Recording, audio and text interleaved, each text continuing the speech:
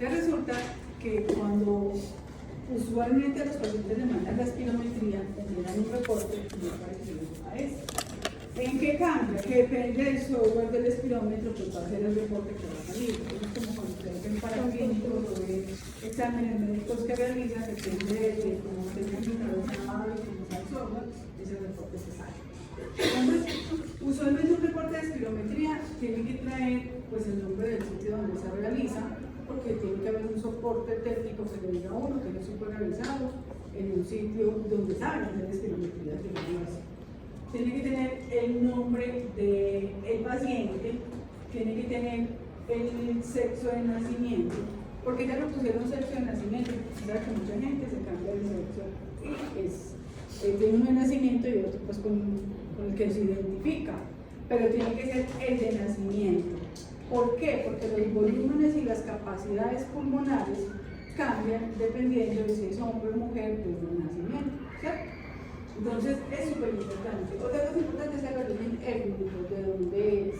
Eso lo vamos a ver cuando empecemos a ver toda la parte de la teoría, porque es muy importante porque las pruebas de función pulmonar se basan en interpretación en predichos. Y los predichos salen del sexo, de nacimiento, ¿cierto? De la edad, de la estatura y del peso y de la raza. Entonces eso es súper importante porque yo no puedo colocar una raza que no es, porque la contextura y los volúmenes pulmonares serían diferentes. ¿Listo? Trae la altura y el peso, el índice de masa corporal, unos traen el diagnóstico, otros dicen el paquete de cigarrillos que se fuma, y ya traen pues como unos reportes adicionales dependiendo del sitio donde se realiza. Entonces, otra cosa importante que tienen que tener es la tabla o el nombre del predicho que se utiliza para la interpretación.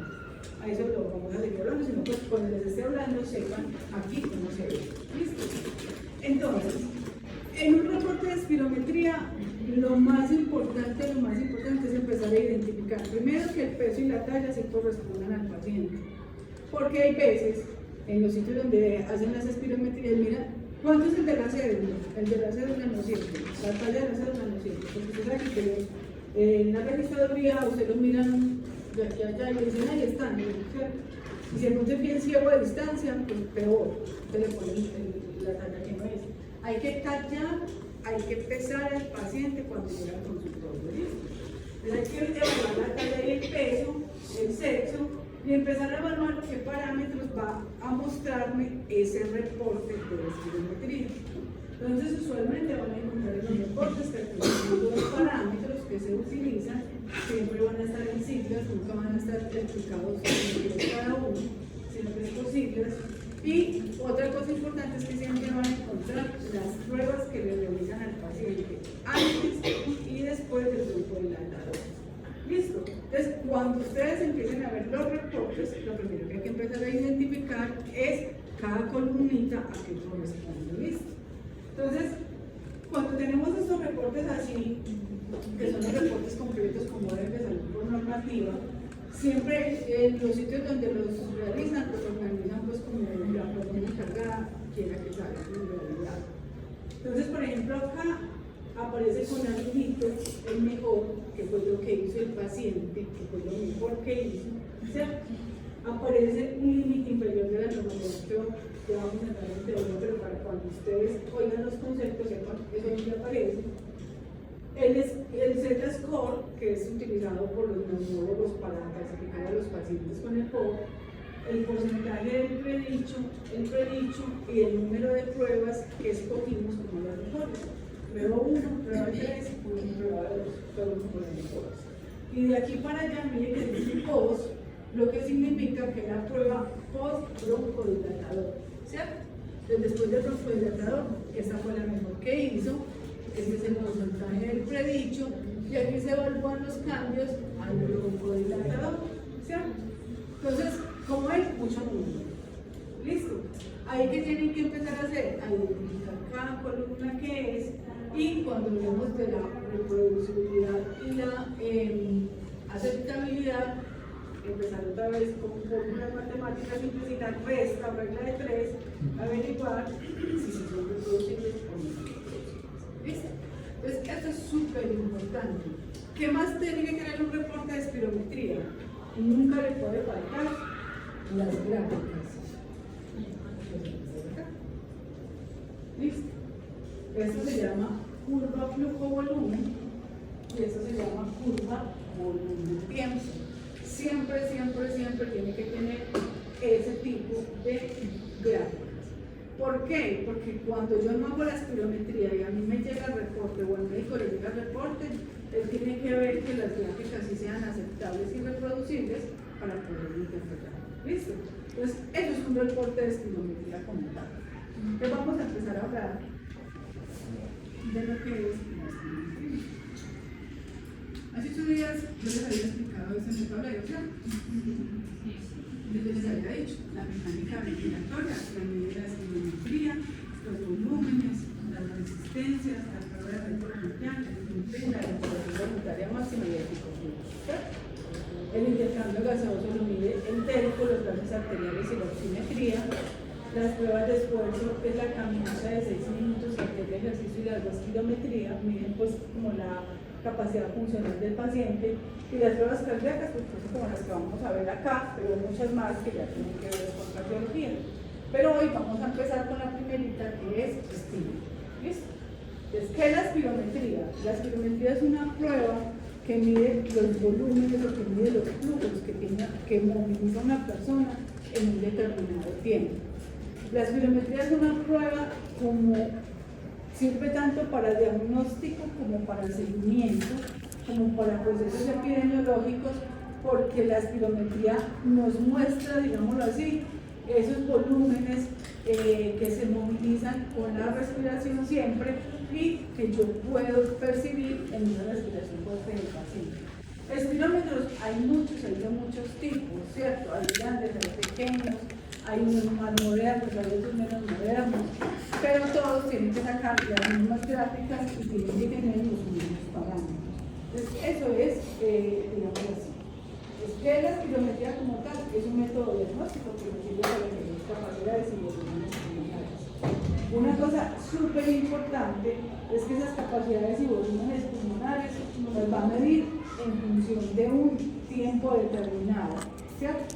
No es que las vamos a movilizar lo que el paciente se demore, no. Tiene que ser un tiempo preciso. Yo le doy el tiempo con el equipo al paciente para que movilice esa misma altura. Entonces, esa espirometría me mide tanto el volumen como el flujo de un paciente y está regida por normativas. No es que a nadie se le ocurra, no es lo que la profesora diga, no. Es una normativa que se debe de seguir en todas las partes del mundo, no en Colombia, es a nivel mundial. Las pruebas de función pulmonar vienen, digamos así, determinadas o vienen valoradas por la ATS y la OMS, sacando actualizaciones en el 2005 y en el 2019 que tenemos la última. Y ellos son los que determinan cómo debe de ser. ¿Listo? Que toda la gente se acoja no es, digamos así, pero sí, digamos lo que el 90% de los neumólogos y de las partes donde hacen pruebas de función trabajan con las normativas nuevas. ¿Qué no me mide la espirometría? La espirometría no me mide ni el volumen residual ni la capacidad pulmonar total, porque como la espirometría mide son flujos y volúmenes que están en movimiento, esos volúmenes son estáticos y no se pueden medir con la espirometría. De la espiro no mide ni volumen residual ni capacidad pulmonar total. ¿Por qué? Porque son volúmenes estáticos y como son estáticos, esa prueba no tiene la capacidad de medirlo. ¿Listo? Para eso yo tengo que utilizar otras pruebas diferentes que son las que vamos a ver en el semestre. Entonces no mide volumen residual y no mide capacidad pulmonar total. Otra cosa importante es que la espirometría no se le hace únicamente a la gente enferma, la espirometría se le hace a cualquier persona, ¿cierto? Porque tiene unas indicaciones específicas y cubre un gran grupo poblacional. Por ejemplo, acá se está haciendo un estudio en Medellín con la universidad y la Universidad de Antioquia de cómo es la afectación de los parámetros de la espirometría con los cambios climáticos, ¿cierto? Entonces lo están haciendo en marzo y en octubre, que son los picos respiratorios, para mirar cómo cambia la función pulmonar en determinadas poblaciones que tienen más exposición a factores ambientales como el bebé y como alcohol, por ejemplo.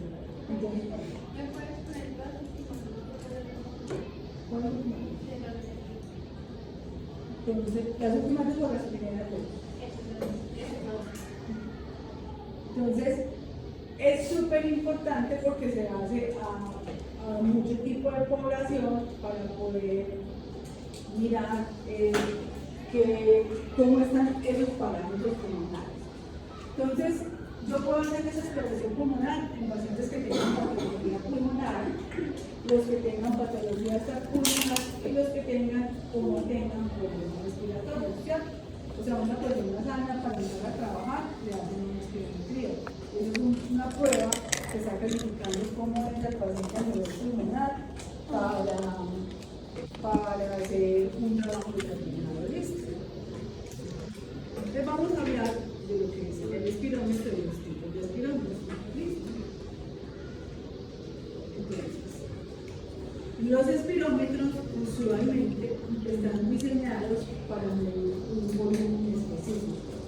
El primer espirómetro que existe en el mundo es ese Carl, lo es un señor que se llama Hudson, y eso lo metió dentro de una copa de agua y puso a alguien a soplar, y cada que soplaba la copa de agua se subía y se bajaba. Eso es algo que sucede normalmente. Entonces, si tú metes la copita de agua y le metes un tubito, pues sopla el tubo y la copa sube y baja. Eso fue lo que él hizo.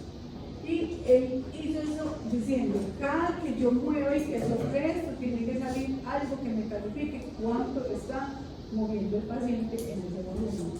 ¿Listo? Entonces de ahí salieron los espirómetros clasificados como de volumen o de flujo. Esos son los dos tipos de espirómetros que no son conocidos. Volumen o flujo. ¿Listo? Y de ahí ellos se van desprendiendo en diferentes partes, digamos así. Pues eso es súper importante porque esos espirómetros, dependiendo del funcionamiento que tienen, es lo que ellos van a analizar por dentro cada vez que lo soplen o cada vez que tomen el aire. ¿Listo? Las espirometrías usualmente se hacen es soplando. ¿Listo? Soplando un volumen fuerte y seguido. Y es, digámoslo así, muy dependiente del resultado de la capacidad de la fuerza muscular que tiene el paciente. Eso es súper importante. Entonces vamos a hablar de los volumétricos. ¿Listo? Entonces, los volumétricos son los primeros que se utilizaron en el mundo y ellos se basan en que cuando yo tengo un circuito cerrado, digamos, soplo con fuerza por la boquilla, eso que está adentro se va a mover y me va a calificar cuánto volumen o cuánto flujo movilizó el paciente, ¿cierto? Entonces ellos se clasifican en varios.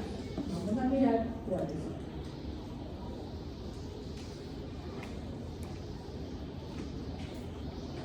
Entonces el primerito de los de volumen es el espirómetro de agua o de campana. Miren que parece una lavadora. ¿Cierto?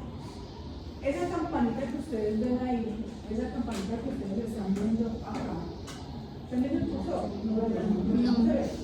Acá, esa campanita que ustedes ven acá. Y esto es una boquilla. Esa campanita que ustedes ven ahí, cada que yo soplo por la boquilla, la campanita sube y baja. Y cada vez que ella sube y baja, entonces va haciendo una curva, va sacando los datos y aparecen las curvas que yo les mostré que tienen una espirometría, ¿cierto?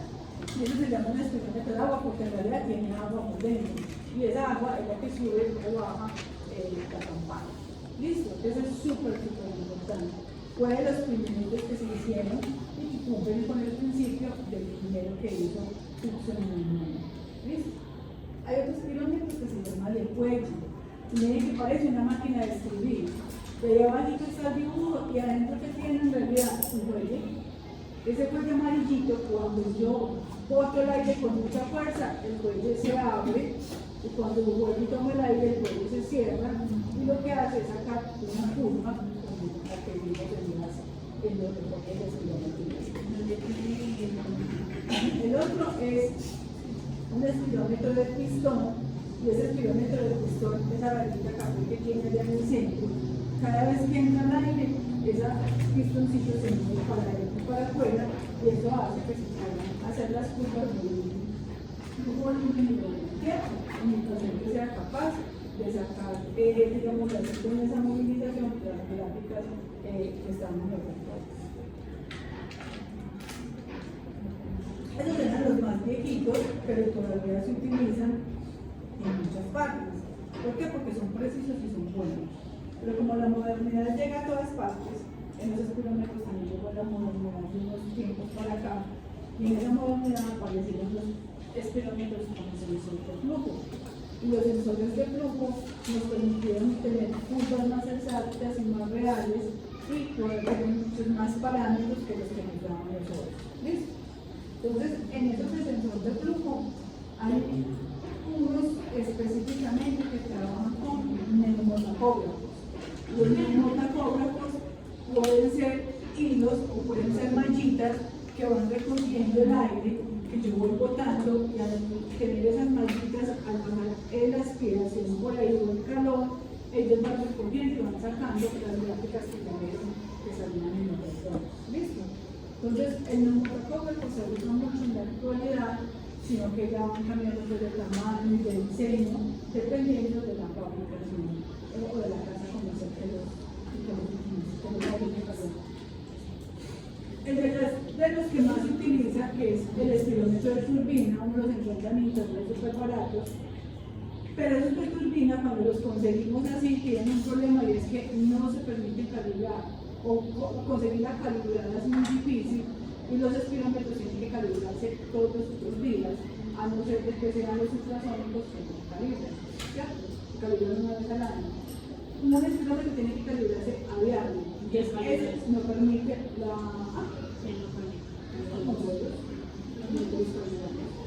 Cada equipo trae con que se calibre, es una agencia cifránica la que nosotros hay un individuo, una llega de 3 litros, pero ustedes le enseñan cuando le venden el equipo o cuando usted entra a trabajar cómo se calibra, porque todos es con la misma jeringa, pero lo que aparece en el software es diferente. Entonces sí tiene que ser explicado por la persona pues, con el equipo que suele trabajar. Entonces esa allá de turbina, miren que tiene dos rayitas rojas ahí abajo, que lo que me dicen es que la turbina voltea y voltea y voltea cuando el paciente sopla el aire. Es súper importante. Hay otro que se llama de hilo caliente. Ese de hilo caliente lo que hace es que esa varita de hormigas que hay ahí donde está caliente, se calientan cuando yo boto el aire. ¿Listo? Cuando yo boto el aire, y el calor de la respiración calienta el hilo y van viendo los flujos de los pacientes. Viene el otro, es un ultrasónico, ese trabaja desde cuando hago los flujos, por dentro las ondas ultrasónicas no me permiten cómo son y cómo proceden, porque eso lo sabe el ingeniero biomédico, el que lo construyó, pero cuando se sopla, eso hace la recogida del aire y esas ondas ultrasónicas transforman eso en las espirometrías. Por ejemplo, que les acabé de mostrar en el reporte, es un espirómetro de eso. Y salen las gráficas y salen todo el mundo. ¿Cómo lo recogen? Hay que preguntar al ingeniero cómo funcionaría eso, pero eso ya explicamos mucho físico. Entonces hay que poner en cuidado. Estos ultrasónicos tienen la ventaja que tienen la certificación de que solo se caminan con una vez al año. O hay veces, por ejemplo, que la universidad lleva como 10 años. Y está sin cargar, que han hecho estudios de investigaciones en él, muchísimos. Entonces, ese es el dispositivo. Entonces, voy a pasar a diapositivas siguientes de la historia, porque en realidad lo que ustedes tienen que saber de la historia del espirómetro es que lo empezó Tucson, y de ahí en adelante se fueron perfeccionando los estilos. ¿Quién hace los estilos? Las casas comerciales, que son las que la fabrican. Eso no lo hacemos nosotros. ¿Cierto? Una casa comercial sacó un nuevo que dice que hace lo mismo, pero que pronto la técnica sea diferente, que las maquinarias sean más baratas, que sea más manual. En la historia lo que ha cambiado es los parámetros como tal y el tamaño de los dispositivos. Yo dije que primero parecía una lavadora, ¿cierto? Pero los últimos son chiquititos, portátiles, hay unos que se conectan inclusive a una USB y usted sopla y funciona de maravilla, ¿cierto? Entonces eso es lo que ha cambiado en la historia general.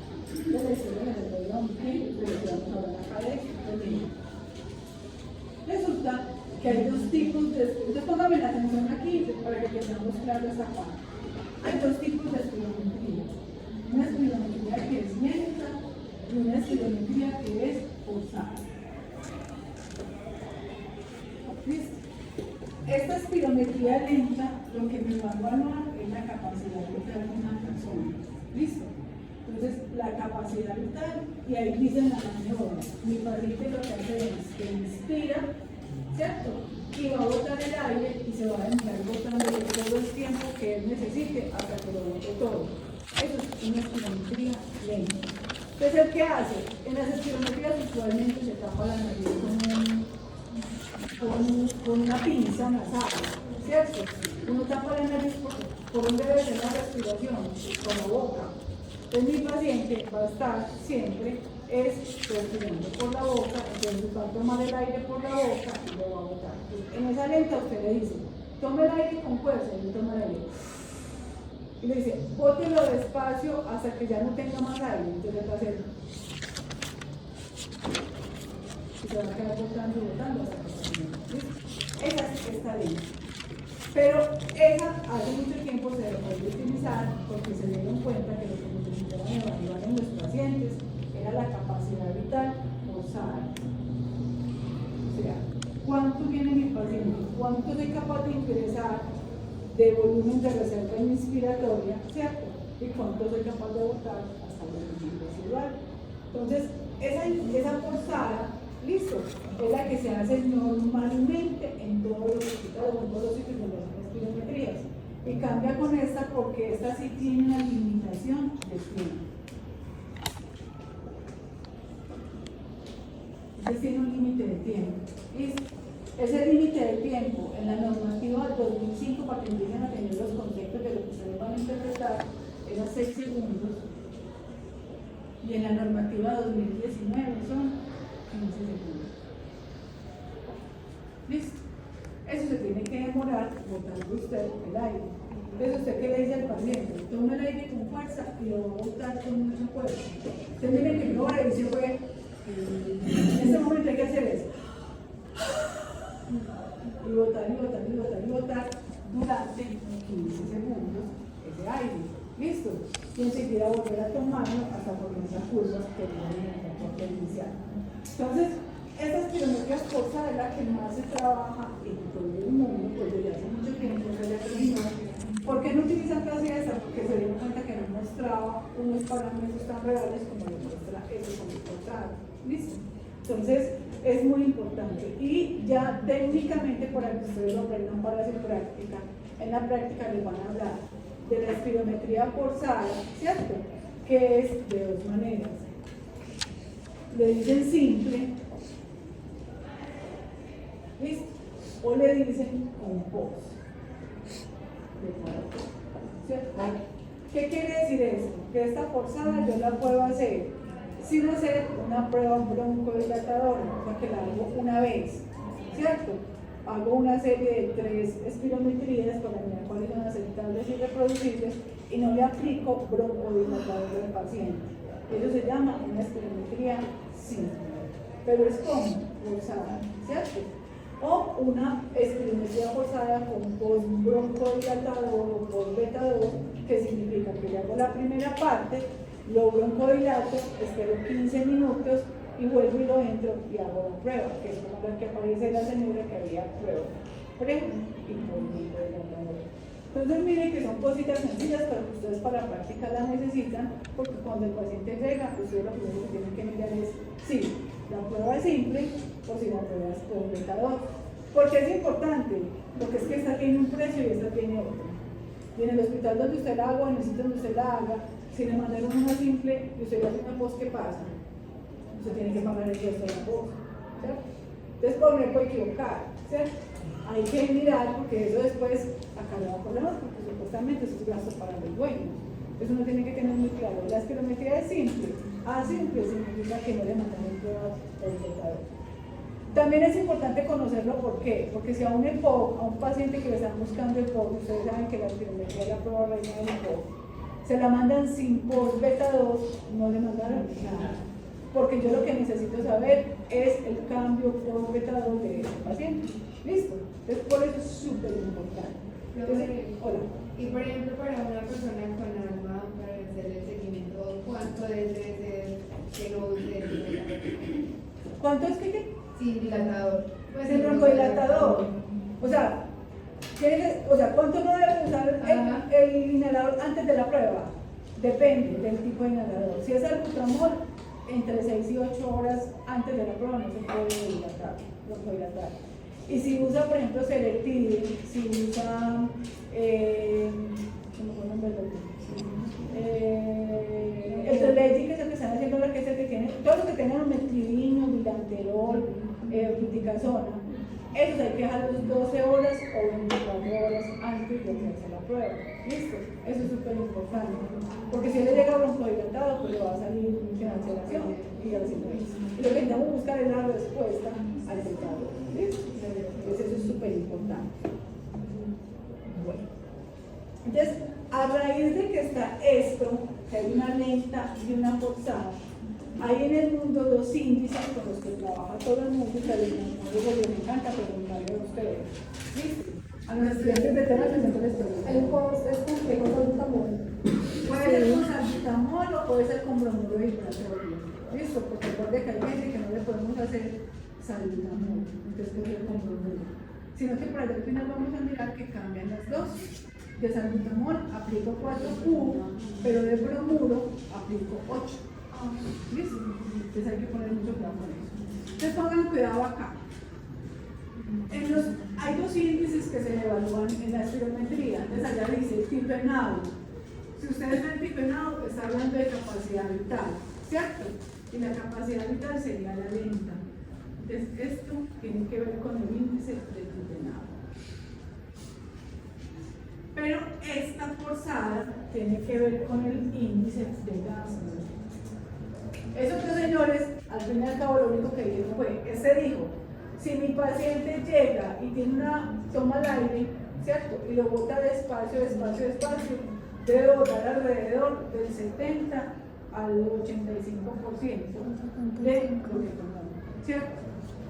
Y viene este y dice, no, es que por eso es mejor hacer la forzada. Si yo la tomo forzada, todo lo que tomo, ¿qué pasa con él? Debe salir. Si yo tomo forzado, debe salir todo lo que tomé. Y ahí es donde miren si los pacientes sí tienen una buena capacidad. Entonces, es importante porque el neumólogo le va a decir a usted en una espirometría como la que yo le acabo de mostrar, que le busque el índice de tipenado. O le dice, niña, ¿cuánto es el valor? O caballero, ¿cuánto es el valor del índice de tipenado en esa espirometría? Usted le va a decir, qué pena, doctor, pero esa espirometría no tiene índice de tipenado, porque esa es una espirometría forzada y no lenta. Y a ellos les encanta preguntarles eso, porque pues no los forzan, ¿cierto? Entonces, para que tengan presente, ustedes van a escuchar. ¿Listo? Entonces, índice de tipenado en espirometrías forzadas no hay. ¿Qué es un índice? Es una división. Allá le están diciendo, divida el B1, que es un parámetro de la espirometría, sobre la capacidad vital. Eso es lento. Y aquí le están diciendo, mida ese B1 sobre la capacidad vital, pero forzada.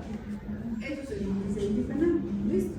Esto es como otra cosita que hay que tener bien claro. Entonces, estos son volúmenes que ustedes lo saben. ¿Qué puede modificar o qué condiciona el resultado de una espirometría? Lo condiciona los problemas que hayan en el parénquima pulmonar, las neumonías, las atelectasias, digámoslo así, las cavernas de tuberculosis, la tuberculosis pulmonar. Todo lo que altere el parénquima pulmonar va a salir en alteraciones en la espirometría.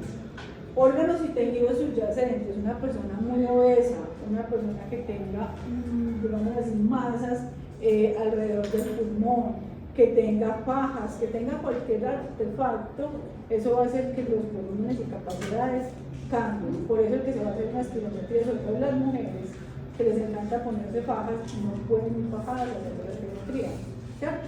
Que imagina uno eso forzado y aguantando el aire tanto tiempo con una faja, pues muchas se han desmayado, ¿cierto? Eso ha pasado. que se desmaya y uno pregunta, ¿y por qué será? Y cuando vuelve, uno siempre la saca por acá y está bajada. Entonces, si está bajada, hay que quitarse la baja. ¿Listo?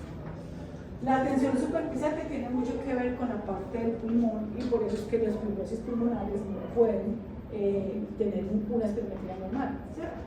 La fuerza de los músculos respiratorios es súper importante y los jóvenes es lo que más falta. Hacer una espirometría a un joven es más difícil que hacérsela a un viejito. Hay jóvenes que usted se las hacen como usted, personas como ustedes jóvenes, que usted empieza a hacerle y salen unas curvas. Cuando usted hace una curva, debe salir así. ¿Cierto? Y uno se las hace a ustedes los jóvenes y la disque. Eso sale todo menos una montaña, pues, porque no tienen fuerza muscular. Y como no tienen tanta fuerza muscular a nivel respiratorio, esa falta de fuerza muscular hace que usted no sea capaz de alcanzar la forma adecuada de la respiración. Entonces eso es muy importante. Los reflejos pulmonares es porque si hay mucha tos, ¿cómo sale la espirometría? Usted empieza a botar el aire y esto empieza a salir así, lleno de tos, ¿cierto? Entonces también interfiere en el resultado.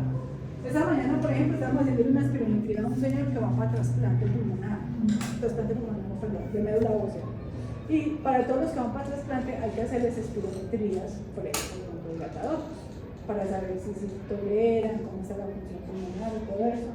Y el señor llegaba y usted tiene que hacer flujos expiratorios, despega ¿qué? Secreciones.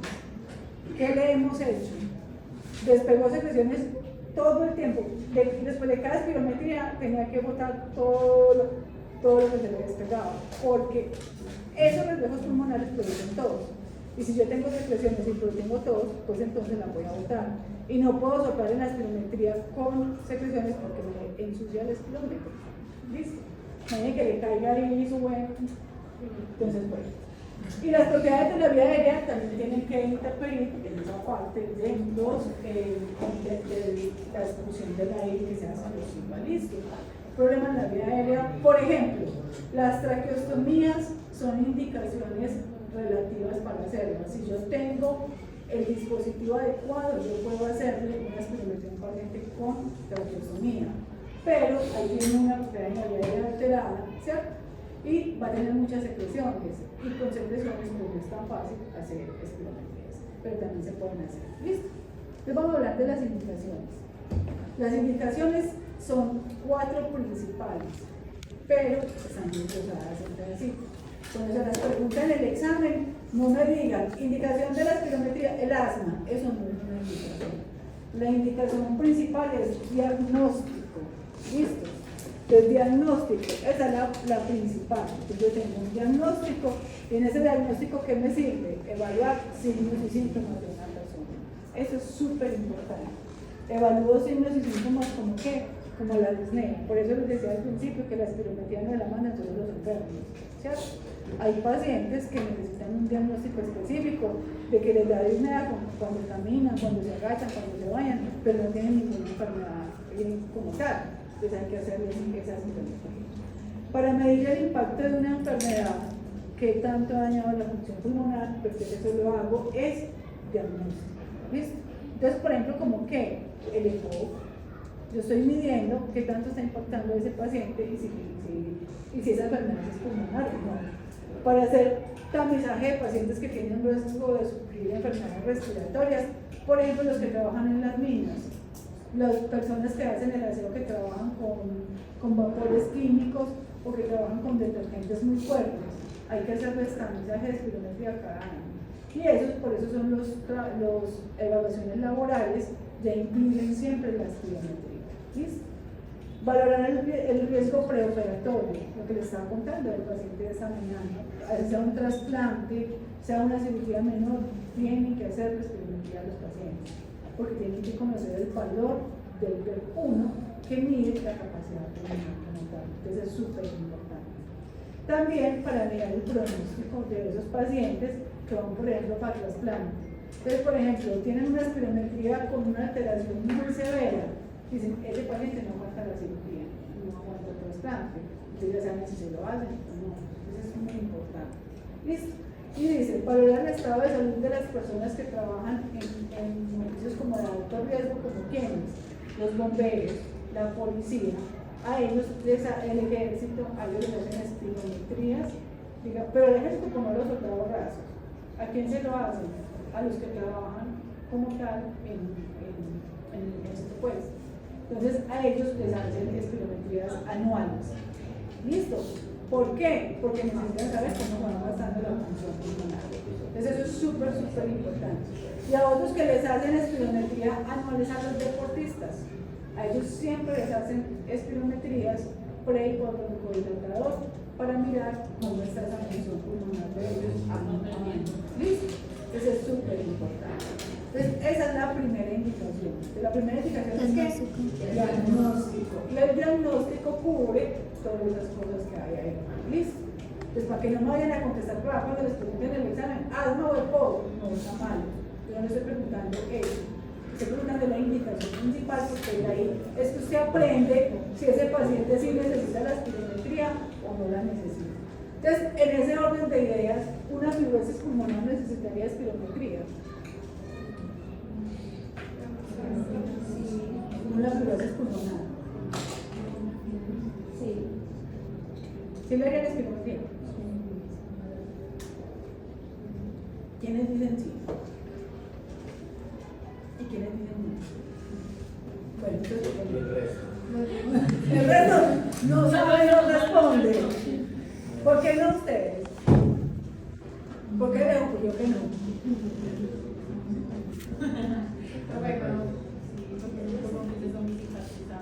¿Por qué qué? Porque ya está muy cicatrizado y creería pues que pues optaría como por hacer otras cosas para la función pulmonar y